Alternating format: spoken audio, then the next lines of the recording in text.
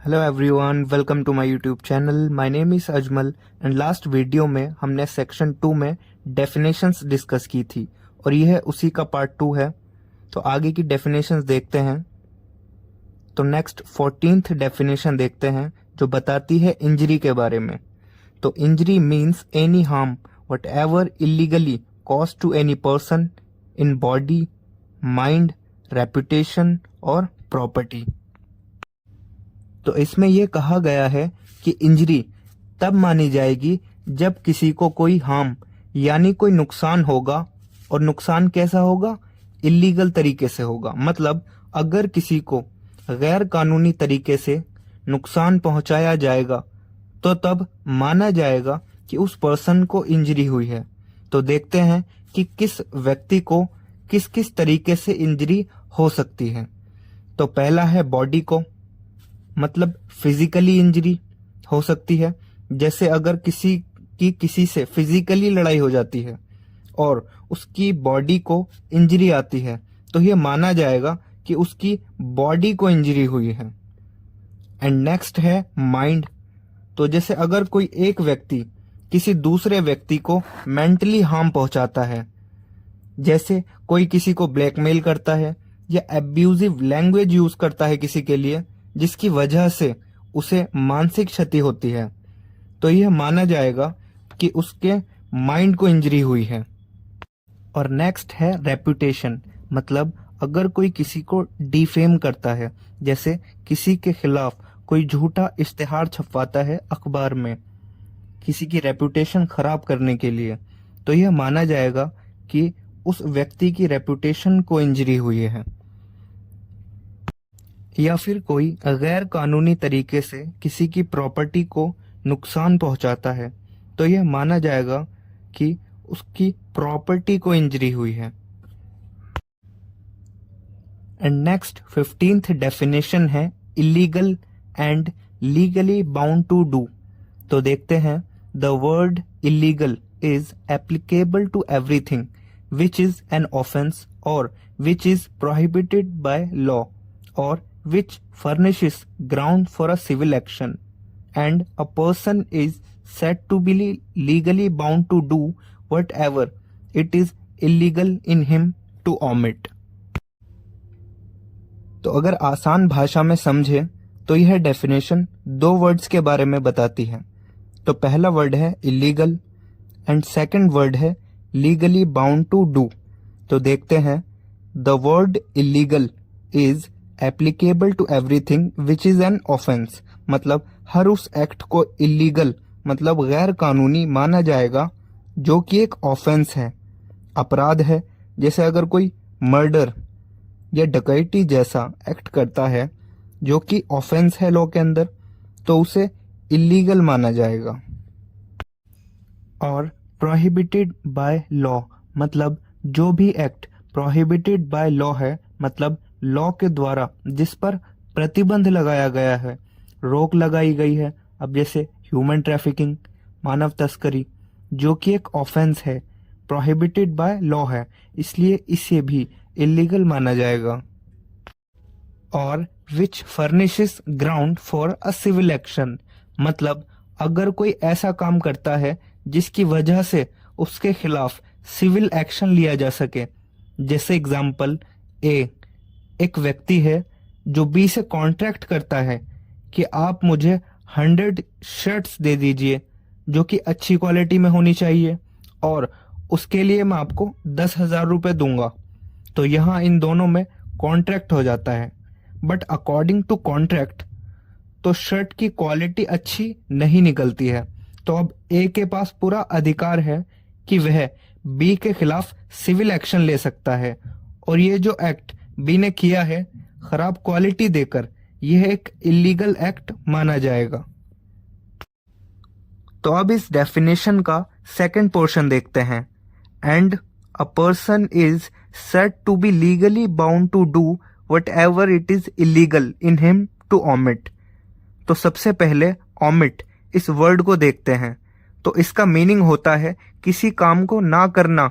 मतलब जब कोई व्यक्ति किसी काम को करने के लिए लीगली बाउंड है, उसे करने के लिए बाध्य है और फिर भी उस काम को नहीं करता है, तो उसके इस एक्ट को भी इलीगल माना जाएगा।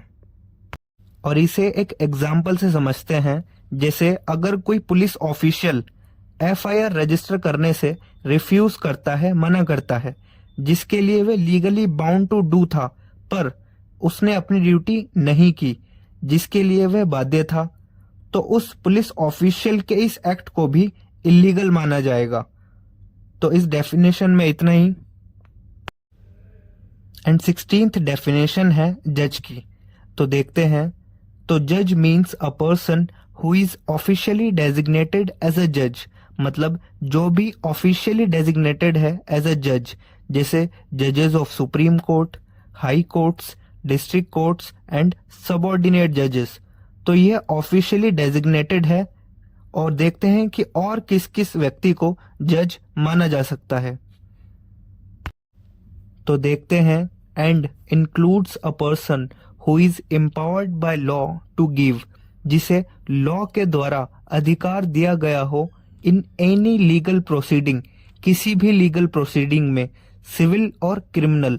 अब वे प्रोसीडिंग चाहे सिविल मैटर से रिलेटेड हो या क्रिमिनल मैटर से रिलेटेड हो, to give a definitive judgment, कोई भी डेफिनेटिव जजमेंट देने के लिए, मतलब फाइनल डिसीजन या फाइनल जजमेंट देने के लिए।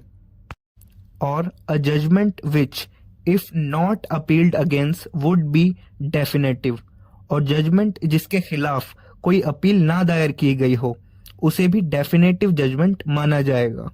और a judgment which if confirmed by some other authority would be a definitive judgment, मतलब अगर कोई भी जजमेंट किसी और अथॉरिटी के द्वारा कंफर्म की जाती है, जैसे डेथ पेनल्टी जैसे डिसीजंस के लिए सेशन कोर्ट को हाई कोर्ट से कंफर्मेशन लेनी पड़ती है, और उस कंफर्मेशन को भी डेफिनेटिव जजमेंट माना जाता है। और who is one of a body और persons which body of persons is empowered by law to give such a judgment, तो इन सभी को जज माना जाएगा। एंड नेक्स्ट डेफिनेशन है लाइफ की। तो देखते हैं। Life means the life of a human being unless the contrary appears from the context. तो इसमें यह बताया गया है कि पूरे बीएनएस में, भारतीय न्याय संहिता में, जब भी यह वर्ड लाइफ का प्रयोग किया जाएगा, सिर्फ ह्यूमन बीइंग मतलब इंसानों के लिए ही किया जाएगा, चाहे वे बच्चा हो, बूढ़ा हो या महिला हो। And unless contrary appears from the context, मतलब अगर कहीं मेंशन है कि एनिमल लाइफ, तो यह माना जाएगा कि एनिमल की बात हो रही है। पर अगर कहीं सिंगल वर्ड लाइफ लिखा है तो यह माना जाएगा कि यह सिर्फ ह्यूमन बीइंग के लिए यूज किया गया है।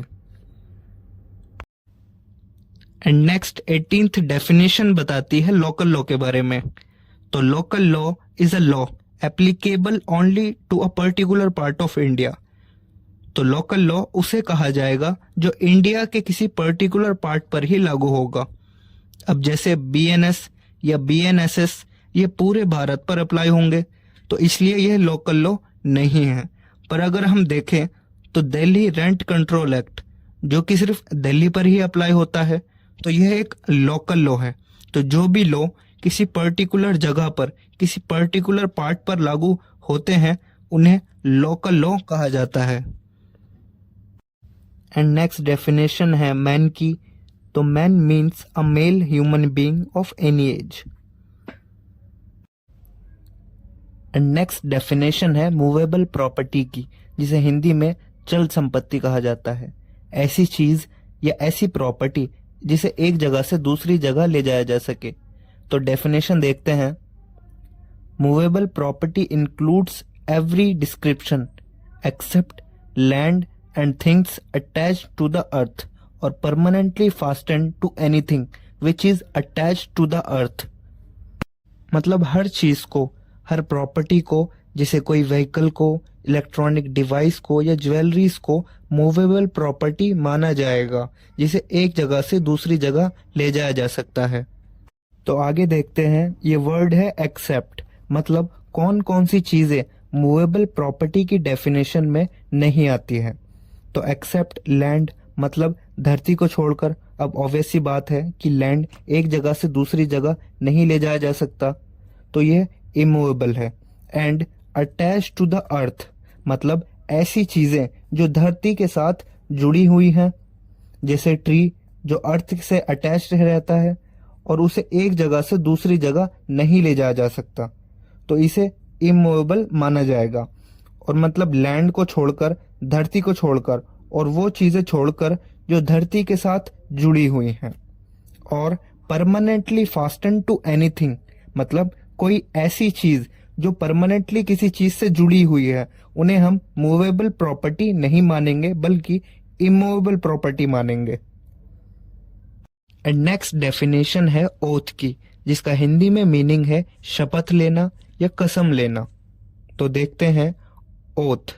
Oath include a solemn affirmation substituted by law for an oath and any declaration required or authorized by law to be made before a public servant or to be used for the purpose of proof whether in a court or not।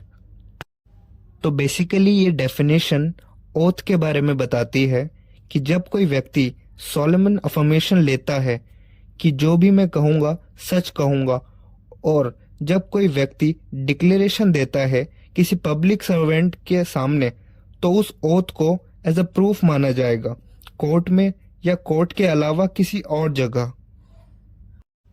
And next definition है person की। तो देखते हैं, person includes any company और association और body of persons weather incorporated और not. तो इस डेफिनेशन में यह बताया गया है कि जब भी पूरे बीएनएस भारतीय न्याय संहिता में पर्सन वर्ड का प्रयोग होगा तो उसमें क्या क्या शामिल होगा। तो यह किसी कंपनी के लिए भी यूज किया जा सकता है, किसी एसोसिएशन के लिए भी यूज किया जा सकता है और बॉडी ऑफ पर्सन्स के लिए भी यूज किया जा सकता है, वेदर इनकॉर्पोरेटेड और नॉट। एंड नेक्स्ट डेफिनेशन है पब्लिक की। तो public includes any class of the public और एनी कम्युनिटी। तो इसमें यह बताया गया है कि जब भी पूरे भारतीय न्याय संहिता में यह वर्ड पब्लिक आएगा तो यह किसी भी कम्युनिटी के लिए, अब चाहे वो अपर कास्ट हो या लोअर कास्ट हो, किसी भी क्लास के हो, सबके लिए यह वर्ड पब्लिक ही यूज होगा।